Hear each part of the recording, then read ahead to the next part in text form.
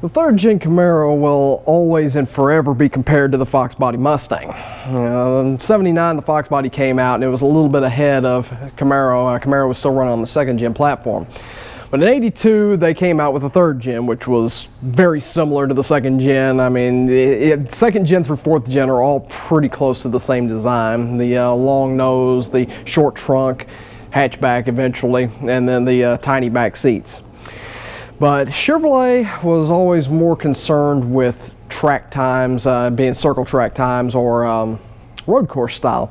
Mustang was always more concerned about the straight line and daily driver performance. And this held true through the third gen, the fourth gen, even the fifth and sixth gens are the same way. Now, obviously when the fourth gen came out, Chevrolet was just completely outclassing Ford in power. So it didn't matter what track you were on, straight or road course, they were still going to win. But at this time, the Mustang dominated the stoplights, but these cars actually dominated the road courses. And Motor Trend compared this car to the Porsche 928 in one of their videos, and it actually held its own. I mean, that's a pretty purpose-built car in its own. But by the time '85 came around, they were phasing out of carburetors. They were going to their new tune port injections with the IROC. And they started out pretty strong with them with the 5-liter, and then in '86 I think they were starting to get a little bit too close to the Corvette in performance, so they detuned them. And by the time '87 came around, they started stuffing the 350s in these things to try to take it to the Fox body and the notchback.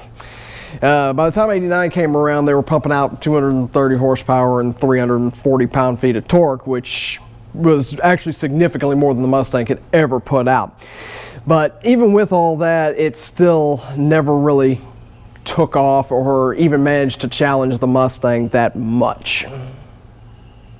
So my story on this car starts about 10 or 11 years ago. It had to be 2010, 2011, 2012, somewhere in there.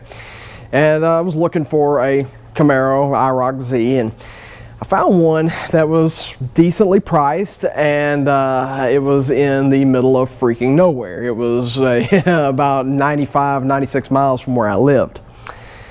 So it was an hour and a half, 2 hours out there, and they said they were negotiable on it, so I drove my happy butt out there, and they told me the story, their story of it. And she had bought it new, and she had 2 sons, and when the first son turned 16, she gave it to him, and he loved the car, babied it, took care of it, the whole nine.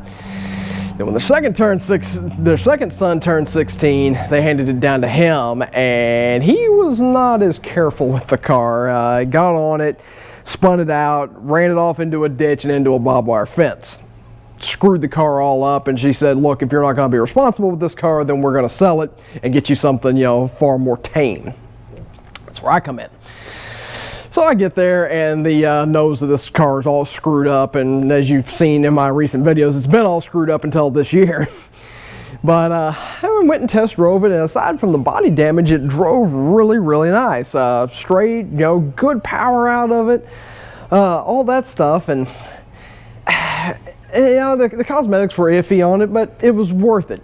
So I went back and offered the person less, and she's like, no, I'm not negotiable at all.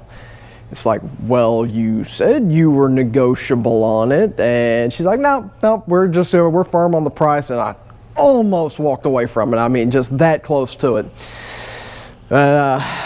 Mom was with me, and we were talking. It's like, hey, let's just go ahead and get the car. It's not that bad. It's a really good price anyway. Who cares if they won't negotiate?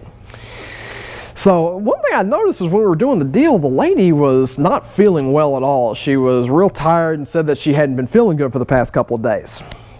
Didn't think much of it, and got the car back home and opened up the rear hatch, and there was a seat cover in it, and it looked like somebody had puked in it.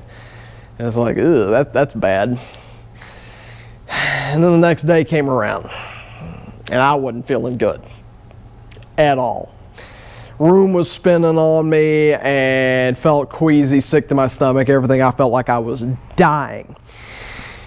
And it was a version of norovirus, and it was probably the worst I've ever felt outside of some major hospitalizations I've had in my life. But I legit thought I was going to die.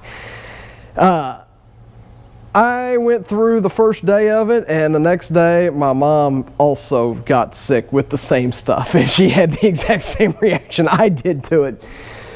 So for about a week after that, I couldn't even, really mess with the car or drive it because I was just so incredibly weak from, puking my guts up on that car. So yeah, that's a story I will never forget with this particular car. But over the years, it's been driven. It's on and off on problems. I've talked about it before. They're kind of temperamental cars. They're somewhere in between a carburetor and a fuel injection, and it eventually got parked, and it's been sitting for the past few years. But as you can see, I've been putting it back together, and I will get the paint job finished on it.